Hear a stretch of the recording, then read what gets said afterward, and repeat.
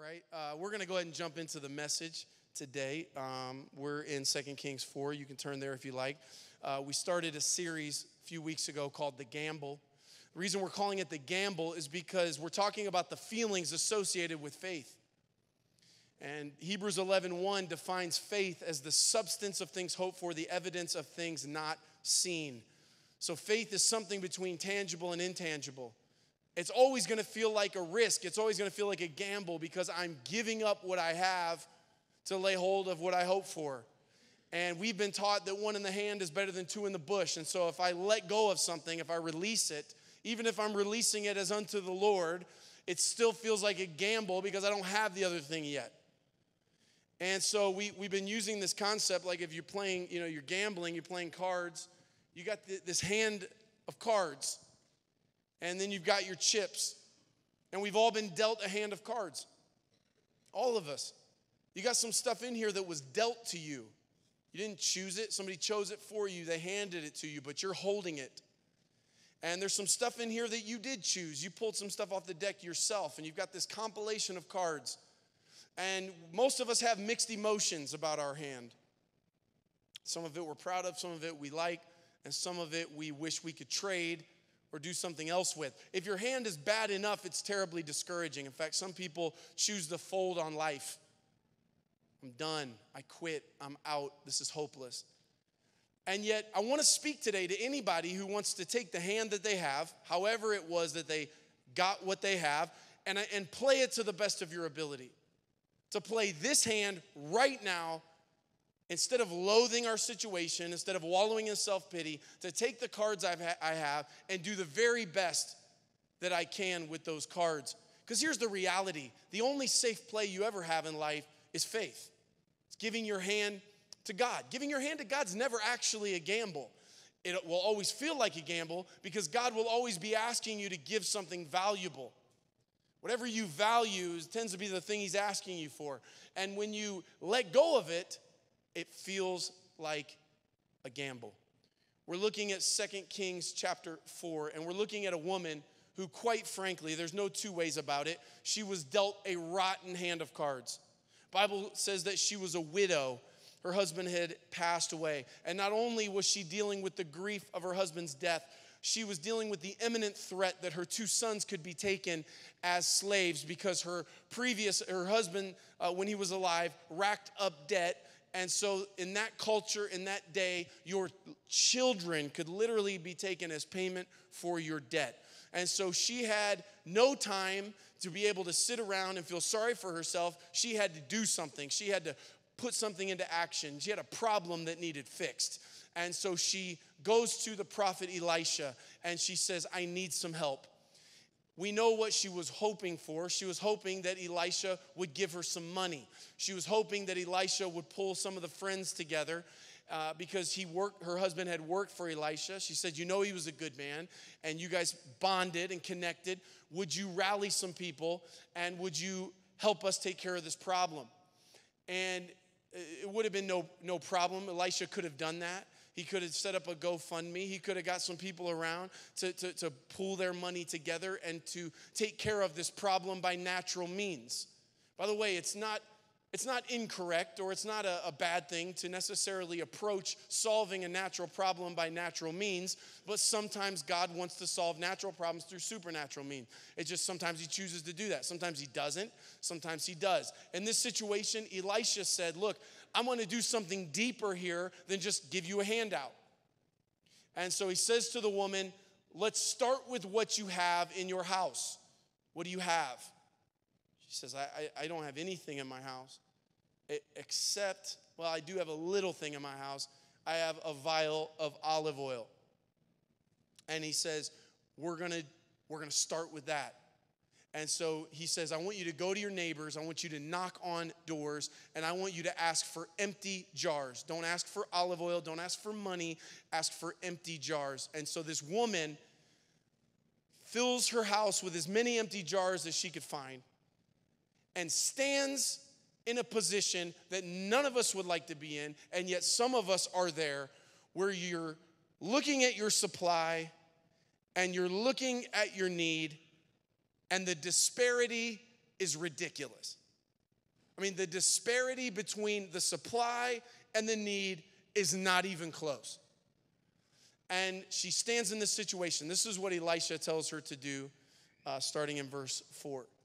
Elisha said, borrow as many empty jars as you can from your friends and neighbors, then go into your house with your sons, close the door behind you, pour the olive oil from your flask into the jars, setting each one aside when it is filled. So she did as she was told. Her sons kept bringing jars to her, and she filled one after another. Soon every container was full to the brim. In this few verses, we see the bridge gap, the gap bridge between a massive deficiency and an overwhelming supply. In fact, in the end of this, she has enough left over to live on. Not only does she pay off the debt, but she has leftover. And I want to talk about when we find ourselves in this situation, because it's very possible that the situation you are in right now, the massive disparity, the huge deficit, the impossible situation, the one that you really don't want to be in, the one that you're praying to get out of, it just may be, that when you get to the very end of your life and you're recounting some of the pivotal moments, some of the most important things that happen in your life, this might end up being one of them. This might end up, I'm talking this thing that you hate right now. You don't want to be in, you wish you weren't in, that through the benefit of hindsight, someday you'll look back and go, that was a transformational moment. It's very possible, but something humongous needs to take place, something huge, and we're gonna talk about that today. My family and I went on a trip a couple weeks ago, and we drove through the night. 13 hours was the drive, and I chose to drive through the night because I have 3 little kids, and so we left in the evening. And of course, you have to calculate, what risk do I want to take? You know, what is my value? Do I want to listen to children cry for 13 hours, or do I want to risk falling asleep at the wheel? So I decided to drive through the night.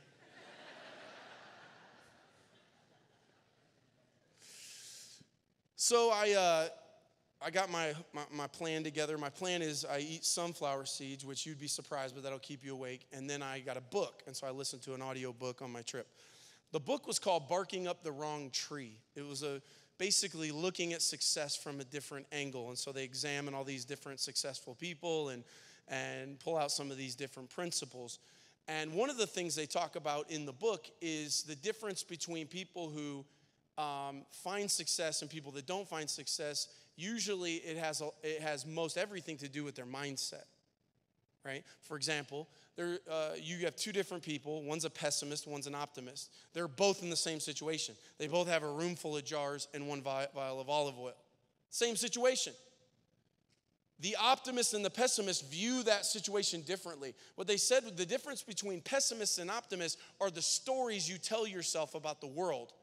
Something happens, something takes place, and what's the story that you tell yourself about it?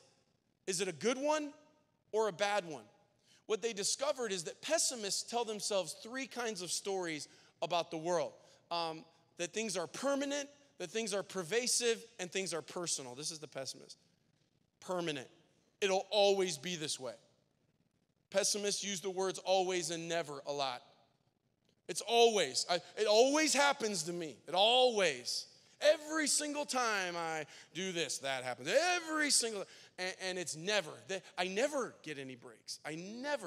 Nothing will never. It's never going to change. It's never going to get better. I'm never going to get this done. I'm never going to accomplish it. I'll never be any different. That's a pessimist. Pervasive is it's universal. I think it's everyone. No one. All of them. The whole world. Everything. It's universal. Everyone hates me. Everyone. I can't trust anybody. It's universal. And then personal. Me. It's me. The universe hates me. Everybody hates me. It's me. You know, I had something happen a little while ago. I had somebody in the church came to me and said, "Hey, man, you really offended so-and-so." Really? I said, what? I love so-and-so. What did I do? Oh, they said on a Sunday, you were walking toward them, and you saw them, and you turned and walked the other direction. I'm like, I did? It's like, I don't remember that. I promise you, I do not remember that. Oh, yeah, no, she said you did. You saw her and you turned and walked the direction. Now, I think the woman's probably telling the truth. I probably did that. I don't remember doing that. I promise you it wasn't personal. Never in my mind have I been like, oh, here she comes. That's just not how I roll. I don't do that. Now, when I'm really focused, I go blind. I don't even know what I'm looking at. I'm just walking, I'm thinking something. I guarantee you I know what happened. I was walking, I'm probably walking toward this lady. I'm thinking 10 different things. It's a Sunday morning. I probably forgot to do something. And I put my foot in the ground, do an about face, and go to fix whatever problem I had created. I wasn't trying to hurt her feelings. But the story this woman told herself was, well, my pastor saw me and did an about face. He ran away from me. He didn't like me. It's me. It's me. It's personal. He doesn't like me. Well, that's not true. It was a story that she told herself. We do this. I do this. I sit somewhere between optimism and pessimism. Depends on the day of the week. Depends on the situation. I just had one recently. The other night I'm sleeping. My wife wakes me up. Shit, Greg, I heard a noise. You sure? Yes, I heard a noise. All right, I get up. I hear banging around outside. I go out. It's a shutter. Okay, the shutter got loose and it's banging up against the house. And so my wife's like, man, that thing's broken. You know, we probably need to get a handyman. I'm like, excuse me? It's like, now anybody who knows me knows I'm not terribly handy, right? But there's no way I'm getting punked out by some shutter, okay? Problem is, I didn't have a tall enough ladder. So I go buy a 24-foot ladder, okay? I get this thing all set up. You know, I got an extension. It's running up the side of the house. My wife and daughter are out there. I'm getting ready to go up this ladder, right? I got my hammer in one pocket. I got my drill in the other pocket. I got a pocket full of screws over there. And I'm getting ready to go up the ladder one-handed. And my daughter comes over and just gives me a hug. And then she says something like, she's like, Dad, please don't die. And then walks in the house. I'm like, the heck? My wife's like, Ella, she corrects her real quick. She's like, Ella, Daddy is fully capable for the task at hand. And then she hugged me for like 30 seconds. I'm like, I'm fine. You know, I'm going to be fine. She's like, I just really want to savor this moment. So they go in the house. So, you know, I one-handed up this thing. And friend, I knocked that shutter down. I'm talking, I took that, I mean, it's just boom, done, neutralized.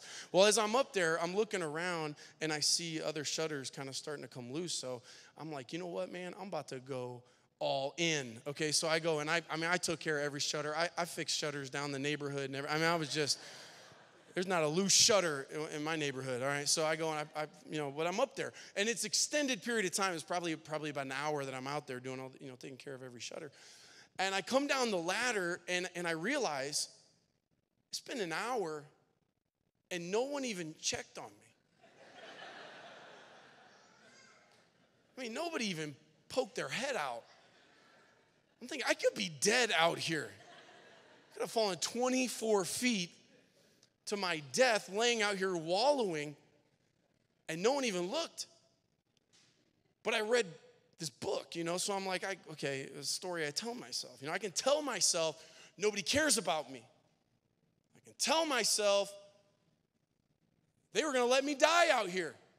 I've been abandoned. Or I can tell myself they are so confident in my talent and my ability that they felt no need to even come outside. It's funny. I was in the house. And I'm talking to my wife. I'm telling her about what I'm preaching today. And I'm telling her about the story. I was like, by the way, what's the real story? And she said, she goes, yeah, you know what? Actually, I did check on you. You just didn't know it. I didn't make a bunch of noise. I didn't want to spook you and you die because of me.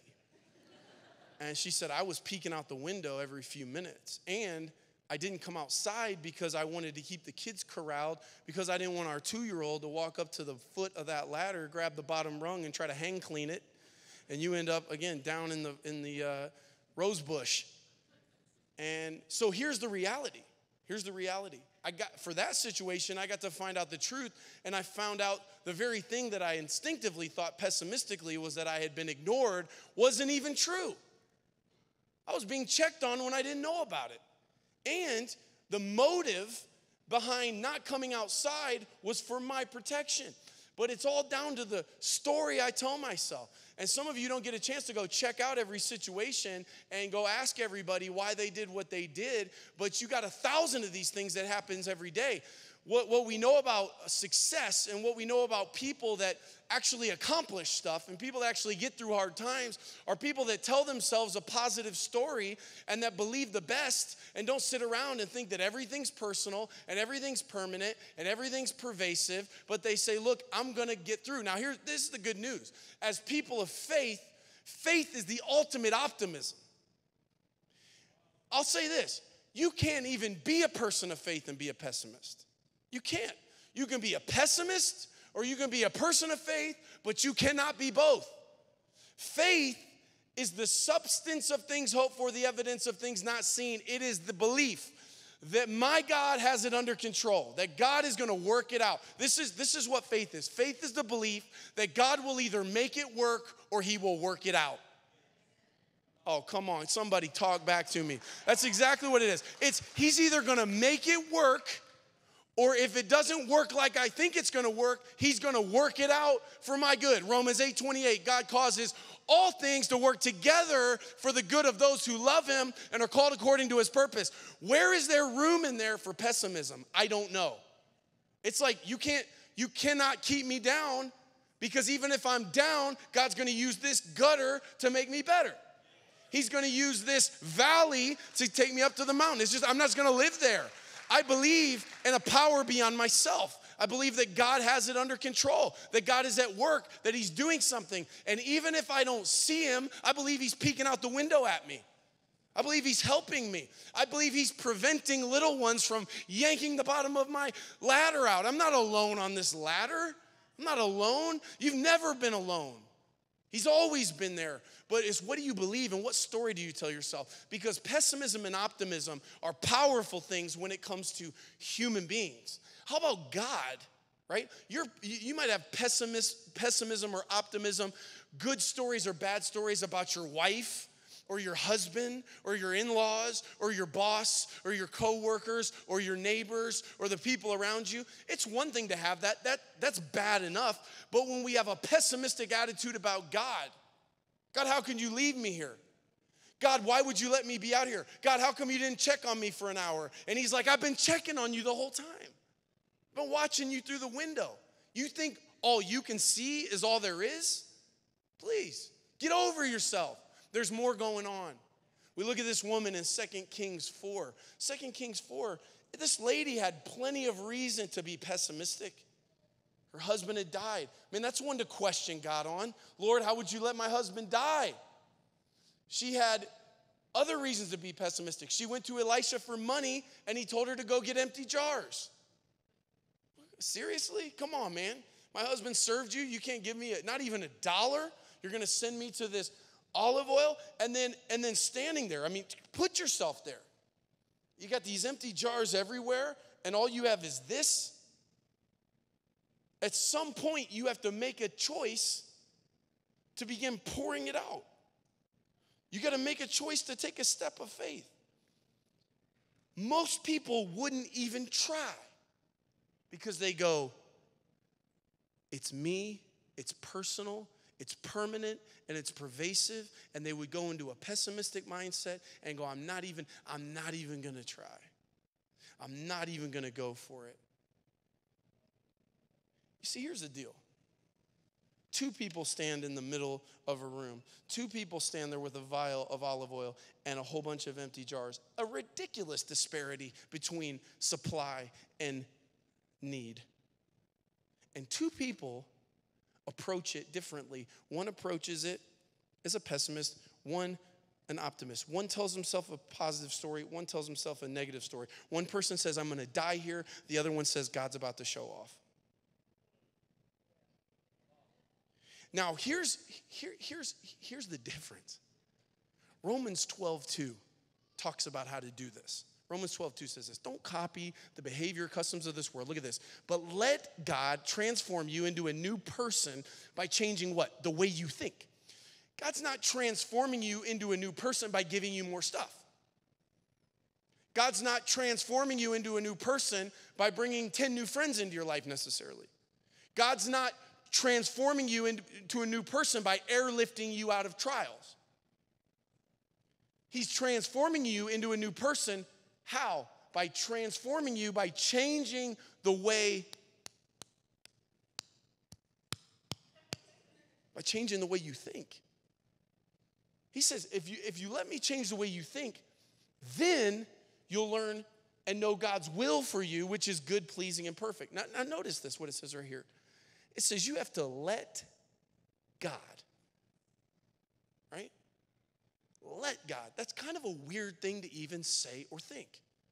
Well, if God's all powerful, if he can create the universe, he can do whatever he wants, however he wants, whenever he wants, with whomever he wants. What do you mean I have to let God? There are some things you have to let God do in your life. There are some things, because of the free will he has enabled you to have, there are some things that will not be unleashed in your life until you make certain decisions and take certain actions. He's waiting on you to let him. To let him. You have to let God. You have to choose to let God do what? Transform you. He wants to transform you. How? Into a new person by doing what? Changing the way you think. He wants to, before the oil is poured out, and before the miracle happens, and before the provision takes place, he wants you to think differently. He wants you to stand there with those empty jars, with the long odds, and the deck stacked against you, and going, this is about to get good. Instead of, this is the very end. And God has abandoned me, and God doesn't love me, and God doesn't care about me. At some point, if you let God, you let him transform you by changing the way you think, then, see, there's a cause and effect. There's an if-then. If you'll do that, then you will know his will for your life. Friend, it is very possible, and I would even say probable, that there are some aspects of God's will that will not be released to you until you let him transform your mind. He wouldn't give it to you with the old mind because you wouldn't be ready for it. You got to be mentally ready for it. You have to be spiritually ready for it. You have to have a transformation. Otherwise, if he gives you the new thing and you've got the old mind, you'll just be back in the same spot. He's wanting to take you to a new place. What? But you got to let him do it. You got to let him do it. He wants to do it. So you'd be like, I've been waiting on God. No, God's been waiting on you. He wants you to let him. You got to let him. How do I let him? I let him transform my mind. I stop telling myself the negative stories. I stop telling myself what I'll never be. I stop telling myself that because I've come from generations of this, I'm destined to just be one of those. I stop telling myself that I'm not enough and I don't have enough and I'll never be enough. I stop telling myself that this is all that there is. I stop telling myself, well, I'm not going to try again because I've tried before and failed. What's the point of trying again? We allow God to take us out of the pessimistic mindset. I'm telling you flat out, if you're in a pessimistic mindset, you are not living by faith. It's impossible. It is impossible. Faith is the opposite of pessimism. Pessimism, I'm doomed. Faith is, I've got all I need. I've got all I need. If I'm down, it's only a matter of time. Well, what is the opposite, okay, of personal, pervasive, and permanent? Let's just look at it and bring those three things up. Personal. Hey, personal. People that are optimistic, they're like, it wasn't personal. It just happened to happen to me. It could have happened to anybody. Could have happened to anybody. It just happened to me. Personal, by the way, when you're a person of faith, you're like, here's what's personal. Jesus died for my sins. That was personal. That was personal, that God made he who had no sin to be sin so that you might become the righteousness of God. That's personal. The personal is that I can do all things through Christ who strengthens me. That's personal. What's personal is that the same spirit that raised Christ from the dead lives in me. That's personal, right? So the optimist goes, man, I've got all I need. Pervasive, oh man, no, it's not going to happen all the time. It's a season. It's a season. I'm coming out of it. I am coming out of it, and I'm going to come out stronger, and I'm going to come out better, and I'm going to come out smarter, I'm going to come out wiser, and I'm going to come out more resilient, I'm going to come out changed, I'm going to come out with more character. That's the opposite. Pessimist, it's always going to be this way. Some of you just need to get that Eeyore junk out of your brain. Permanent? Oh, no, man. No. This, you haven't seen the last of me. You haven't seen the best of me. It's all about to happen. I can feel it. I can sense it. That's faith. God's got this. He's either going to work it out or he's going to make it work. He's either going to make it work or he's going to work it out. He's going to work it out or he's going to make it work. One of the two. I'm going to pour this oil out, and we're either going to fill all of these jars and he's going to make it work, or it's not going to, and I don't know what's going to happen, but it's going to be great. It's going to be great. And I'm going to trust him. I'm going to trust him. Faith is the mindset that God has it under control, and he has my best interest in mind, and he will not leave me, and he will not forsake me, and he will provide. He will provide. Look what Paul says in Philippians 4:19. He says, my God, the same God that takes care of me, he's encouraging the Philippians. He said, he will supply. He will supply. Hey, that's a different mindset standing around the empty jars. Okay? One person stands around the empty jars. There's no way. There's no way. It's mathematically impossible. It's scientifically impossible. There's no way. That's the pessimist. The optimist goes, oh, my God will supply. He will supply all of my needs by his glorious riches given to me through Christ Jesus. Man, it's going to work out. Yeah, I don't have the education I need, but the education I have, filled with the power of the Holy Spirit, is going to be enough. I'm going to do it. And so because of that, this woman in verse 4 gets a mandate of what to do, and in verse 5, she's willing to do it. Bible says that she was obedient. Look what it says, verse 5. Go ahead and go to the next one. It says, so she did as she was told. She did as she was told. Friend, you need to understand, a big part of this journey with God is obedience. And the obedience is not the means to an end. It is an end in and of itself, that we trust and we obey. All right, Lord. Ooh, this is a wild situation. Ridiculous disparity. Not near enough supply. I'm going to tell myself the story of faith. And because of that, I'm going to do what I'm told. I'm going to do what I'm told.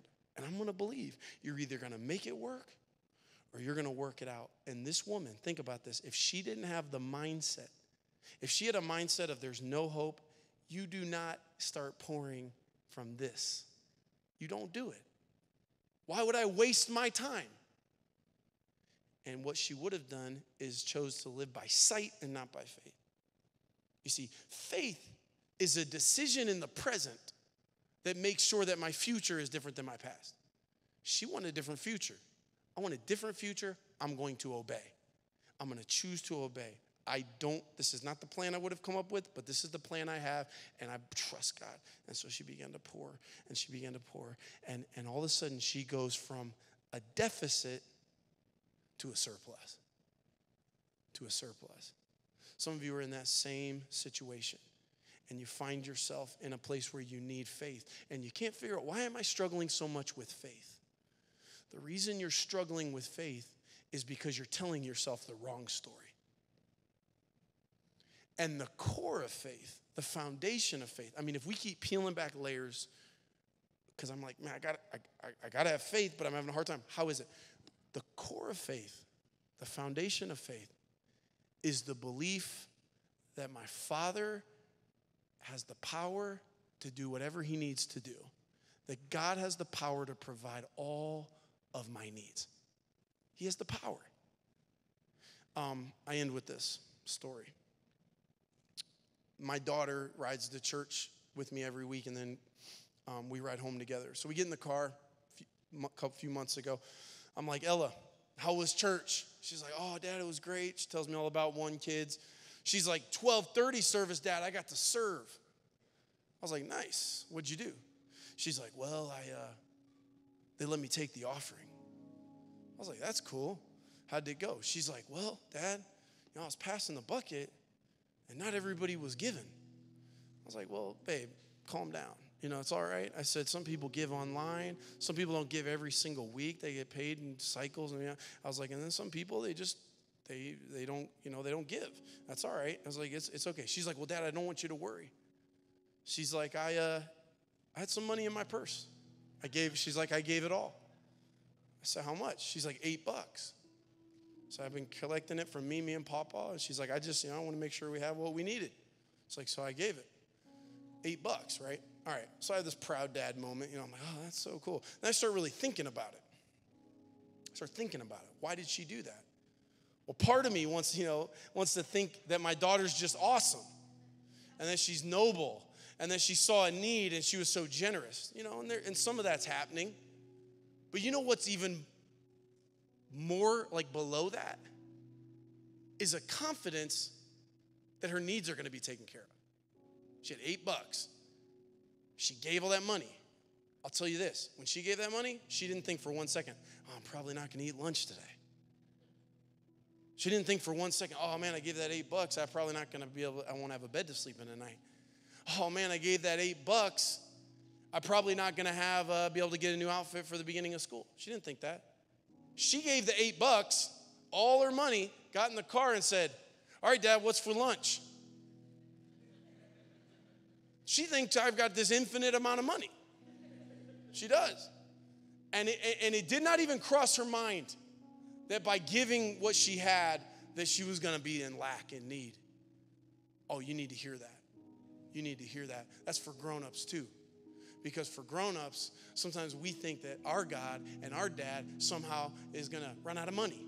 Somehow our God and our dad's going to run out of provision. Somehow our God and our dad's going to let us go hungry and let us be abandoned and leave us alone. And so we begin to tell this story to ourselves. And maybe you feel that way. It's okay to feel that way. It's okay to feel lonely. It's okay to feel afraid. It's okay to wonder. It's okay. Some of you have been through some things, and there were some times that you really felt alone or people let you down. There's a reason you're pessimistic. But what I'm telling you is that your God will supply. And he's either going to make it work or he's going to work it out. Either way, you're going to be okay. And if you have that core belief, God is with me. He has not abandoned me. He has not forsaken me. He's right here. I might think I'm alone on this ladder. He's peeking out the window. He's protecting you from harm. You're all right. You're not going to go hungry. You're not going to be destitute. He's right there. I've never seen the righteous forsaken. I've never seen their children begging for bread. You're going to be all right. But you got to believe. And if I believe that God is in control of my situation, it's the foundation of faith. And there's no room for pessimism. Some of you need to bury that pessimism right here, right now, and start telling yourself a different story. Would you stand on your feet?